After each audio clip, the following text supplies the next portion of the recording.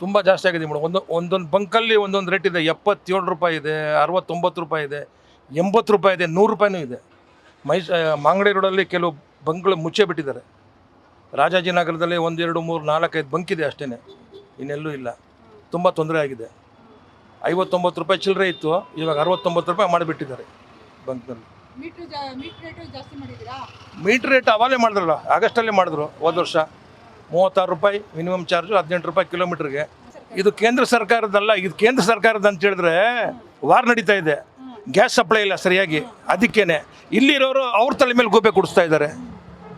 ಇನ್ನೊಂದು ಏನು ಗೊತ್ತಾ, CNG ಗ್ಯಾಸ್ ಸಿಗ್ತಾ ಇದೆ, ರೇಟು ಜಾಸ್ತಿ ಆಗಿಲ್ಲ. ಅದು CNG ಗ್ಯಾಸು ಸಿಗ್ತಾ ಇದೆ, ಅದು ರೇಟು ಜಾಸ್ತಿ ಆಗಿಲ್ಲ. LPG ಗ್ಯಾಸು ಸಿಗ್ತಾ ಇಲ್ಲ, ರೇಟು ಜಾಸ್ತಿ ಆಗಿದೆ. LPG ಗ್ಯಾಸ್ ಬರೋದು ಆಚೆಯಿಂದ, CNG ತಯಾರಾಗೋದು ಇಂಡಿಯಾದಲ್ಲೇ ಅಷ್ಟೇ. ಯಾವುದು CNG ಜಾಸ್ತಿ ಮಾಡಿಲ್ಲ, LPG ಜಾಸ್ತಿ ಮಾಡಿರೋದು. CNG ಯಥಾ ಪ್ರಕಾರ ಇದೆ, ಬೇಕಾದಷ್ಟು ಸಿಗ್ತಾ ಇದೆ. ನಮ್ಮದು LPG. ಇವಾಗ ಹೊಸ ಗಾಡಿಗಳು ಬರ್ತಾ ಇರೋದೆಲ್ಲ CNG. ಅವ್ರಿಗೇನು ತೊಂದರೆ ಇಲ್ಲ, ನಮಗೆ ತೊಂದರೆ. ಅರ್ಧ ಗಂಟೆ ಮುಕ್ಕಾಲು ಗಂಟೆ ನಿಂತ್ಕೊಬೇಕು ಬೆಳಿಗ್ಗೆ ಬಂಕ್ನಲ್ಲಿ, ಕ್ಯೂನಲ್ಲಿ.